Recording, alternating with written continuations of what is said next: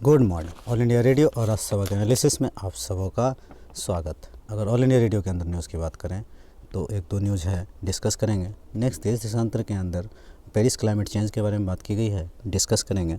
Next विशेष के अंदर सुभाष चंद्र बोस के बारे में बात की गई है, डिस्कस करेंगे। और द बिग पिक्चर का आर्टिकल कल संडे है, कल करेंगे। तो चलिए डिस्कशन स्टार्ट करते हैं। पहली न्यूज़ जो है ये पराक्रम दिवस सुभाष चंद्र बोस को लेकर के ये सारी बातें हैं, इसको थोड़ा डिटेल में डिस्कस करेंगे। और 23 जनवरी 2009 को हरिपुरा से ई ग्राम विश्वग्राम परियोजना शुरू की गई थी। तो किससे रिलेटेड है ई ग्राम विश्वग्राम परियोजना, ये ध्यान रखेंगे आप। चलते हैं नेक्स्ट पॉइंट पे। ये वही बातें हैं जो इंग्लिश में है, इसको और डिटेल में हम डिस्कस करेंगे। 125वीं जयंती है, एक नया छोटा सा टर्म है, नया क्या है पुराना ही है।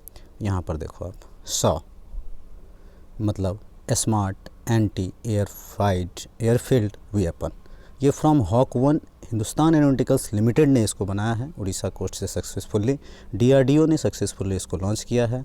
तो ये 100 स्मार्ट एंटी एयरफील्ड वेपन किसका है? तो हमारा है। हॉक MK132 भी इंडियन है, ये ध्यान रखेंगे आप, इम्पोर्टेंट होता है। चलते हैं नेक्स्ट आर्टिकल पे। पेरिस समझौता, असल में क्या अब संजीदगी से अमीर देश इसमें आएंगे, मतलब डेवलप्ड कंट्री आएंगे, क्योंकि USA वापस से इसके अंदर आया है। USA का होना ज़रूरी है, पूरा विश्व का एकजुट होना ज़रूरी है, तभी जा कर के इसको हम आगे बढ़ा सकते हैं। अब देखो USA का क्या है कि USA जो है सो ऑयल से सेल गैस पर आ रहा है। तो USA कहीं ना कहीं डायरेक्ट रूप से कुछ ना कुछ कम किया है, लेकिन चाइना बढ़ता जा रहा है, वो कोल बेस एनर्जी बढ़ा रहा है। कार्रवाई करना चाइना की ज़रूरत है। जलवायु परिवर्तन एक बहुत बड़ी समस्या है, सारे देश को एक साथ आना होगा। हमारा आंतरिक समस्या है, हमें विकास की गति को आगे बढ़ाना है। ये हमारे भारत के लिए इंटरनल मैटर है, क्योंकि ये पेरिस क्लाइमेट चेंज बाइंडिंग नहीं है, लीगल बाइंडिंग नहीं है, आपको पता है। देखो इस पेरिस क्लाइमेट चेंज में फ्लेक्सिबिलिटी है, हर देश अपने अनुसार टारगेट सेट कर सकता है। देखो चैलेंजेस की बात की जाए तो 3 चैलेंजेस मुख्यतः, लक्ष्यों को किस तरह से निर्धारित करते हैं, सोच किस तरह से बदला जाए, तकनीक किस तरह से लाया जाए, कॉस्ट को किस तरह से कम करना जाए। देखो इन्वायरमेंटल हेल्थ है, एयर पॉल्यूशन है, लाइवलीहुड है, कोलैबोरेशन बहुत ज़रूरी है इन सब चीज़ों के लिए। देखो यहाँ पर क्या है, 35% जो है सो भारत ने कमिटमेंट किया था 2030 तक कम करेंगे, जिसमें कि भारत ओवरऑल जो है सो 6.8% के आसपास है। तो भारत बहुत हद तक कम कर चुका है। 5% उत्सर्जन जो है सो भारत का होता है, 26% चाइना का होता है, USA का 15% होता है। तो देखो भारत 35% पे है, कितना कम है। मतलब भारत 35% पे नहीं है, भारत मतलब USA जो है सो 15% पर है। नेक्स्ट G20 में भारत एक ऐसा कंट्री है जिसने जो है सो सबसे अच्छा काम किया है। पहला 40% तक का टारगेट था 2030 तक भारत को कम करने का, जो 32% तक भारत पहुंच चुका है। इमिशन में क्या है, 33 से 35% तक जाना था, जो 24% तक आ चुका है। जंगल में कार्बन स्टॉक को कम करना 2.5 से 3 गुना के आसपास कम करना है, भारत ने खुद लक्ष्य निर्धारित कर रखा है। तो इसमें थोड़ी कमी है, लेकिन हम पहुंच जाएंगे बहुत जल्द। देखो हेल्थ एक ऐसा सब्जेक्ट है जो हमें खुद के लिए सोचना है, हमारे स्वास्थ्य का विषय है, नियंत्रण खुद करना होगा। बाकी देशों का तो छोड़ा जाए, सजेशंस में लिखा जा सकता है, हमें अगर अपने आप के लिए भी करें तो बाकी देश शायद इससे सीखें। लेकिन अंतर्राष्ट्रीय पटल पर दबाव डालना बहुत ज़रूरी है। अमीर देश 7 गुना उत्सर्जन कर रहे हैं। अब देखो इसको नियंत्रण करना तो बहुत ज़रूरी है, मैकेनिज्म बनाना होगा। साइक्लोन आ रहा है, लो कॉस्ट अटैक आ रहा है, अभी बहुत सारे जो है सो चीज़ें हो रही हैं। पॉलिसी जो भारत की है, कोई ऐसी खास पॉलिसी नहीं है इसके लिए, तो भारत को पॉलिसी पर भी ध्यान देना होगा और नियम कानून के ज़रिए इसको और आगे बढ़ाया जाना चाहिए। चलते हैं नेक्स्ट आर्टिकल में। पराक्रम दिवस, देखो 21 अक्टूबर 1943 को सिंगापुर में आज़ाद हिंद सरकार की स्थापना करते हैं। 21 अक्टूबर 1943 को नेताजी सुभाष चंद्र बोस ने की थी आज़ाद हिंद सरकार की स्थापना।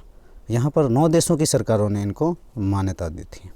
अब यहाँ पर क्या है कि इनका बैंक, मुद्रा, डाक टिकट, गुप्तचर तंत्र भी था, सीमित संसाधनों के साथ व्यापक तंत्र भी था। बैंकिंग और मुद्रा निर्माण के आदेश भी देता था ये। तो बैंक, मुद्रा, डाक टिकट, गुप्तचर तंत्र ध्यान रखना है। आज़ाद हिंद बैंक भी बना था। 10 रुपये के सिक्के से लेकर 1 लाख रुपये का नोट, 1 लाख रुपये तक का नोट था इसके अंदर। 1 लाख रुपये के नोट पर सुभाष चंद्र बोस का तस्वीर छपा हुआ था। जापान और जर्मनी की मदद से नोट छपवाने का इंतज़ाम किया गया क्योंकि हमारे पास उतनी टेक्नोलॉजी नहीं थी। जर्मनी ने कई डाक टिकट जारी किए। इस तरह के डाक टिकट आप देख सकते हो, तुम मुझे खून दो मैं तुम्हें आज़ादी दूंगा, पुरानी बातें हैं। दिल्ली चलो का नारा। देखो यहाँ पर सबसे बड़ा चीज़ है जो यहाँ से क्वेश्चन भी बनते हैं, ये शाहनवाज़, ढिल्लन और सहगल, ये तीनों इसी INA से थे। इनके ऊपर पहला मुकदमा चलता है। तो बड़े बड़े राष्ट्रीय नेता लोग आते हैं और लड़ते हैं और यहाँ पे जीत भी होती है। आज़ादी की एक अलग तरह की लहर दौड़ती है। आज़ाद हिंद फौज के सैन्य अधिकारी के खिलाफ मुकदमा, बगावत करने और हत्या करने का मुकदमा चलाया गया। कौमी एकता का मिसाल बना क्योंकि इसमें तीनों अलग अलग धर्म से थे। तीनों अधिकारियों ने कांग्रेस की बनाई डिफेंस टीम को पैरवी के लिए चुना। देश के उस वक्त नामी गिरामी वकील मुकदमा लड़ने के लिए आए। लोग देश की आज़ादी की खातिर मर मिटने को तैयार थे और धरना प्रदर्शन भी किया। मुकदमे का फैसला आज़ाद हिंद फौज के पक्ष में आया। भारतीय प्रशासनिक सेवा की तैयारी के लिए इंग्लैंड गए और पहले ही प्रयास में 7-8 महीने में उम्मीद था चौथा स्थान प्राप्त किया और इन्होंने इसको रिज़ाइन भी कर दिया और सिविल सर्विस से छोड़ने के बाद भारतीय राष्ट्रीय कांग्रेस से जुड़े, देशवासियों के हित के लिए काम किया। 1927 आपको पता है राष्ट्रीय महासचिव बने और 1938 में राष्ट्रीय अध्यक्ष चुने गए। क्रांतिकारी विचारों से युवाओं पर बड़ा ज़बरदस्त असर पड़ा और फॉरवर्ड ब्लॉक के नाम से अलग पार्टी बनाई। तो ये सारी बातें इनके बारे में एक किस्सा कहा जाता है कि जब हमारा देश 1947 में आज़ाद हुआ था तो 1947 में आज़ाद होने के बाद क्लीमेंट एटली उस समय प्रधानमंत्री थे ब्रिटेन के। तो वो भारत में कलकत्ता आए थे। तो कलकत्ता में इनसे क्लीमेंट एटली से पूछा गया कि भैया सिविल क्विट इंडिया मूवमेंट जो है सो उतना असरदार नहीं था 46 के आसपास, 45-46 के आसपास, ये फिर भी आपने भारत को आज़ादी दे दी, ऐसा क्यों? तो जाहिर सी बात है सिचुएशन तो ऐसा था। तो क्लीमेंट एटली का वहाँ पे जवाब होता है कि ये जो INA है इनसे इनको थोड़ा डर हुआ था बहुत ज़्यादा कि अब भारत की सत्ता हमारे अंदर नहीं हम रख सकते हैं, अब इनको आज़ादी देना जो ये बहुत अच्छी चीज़ है। मतलब ये तो आज के डिस्कशन में इतना ही था। Thank you.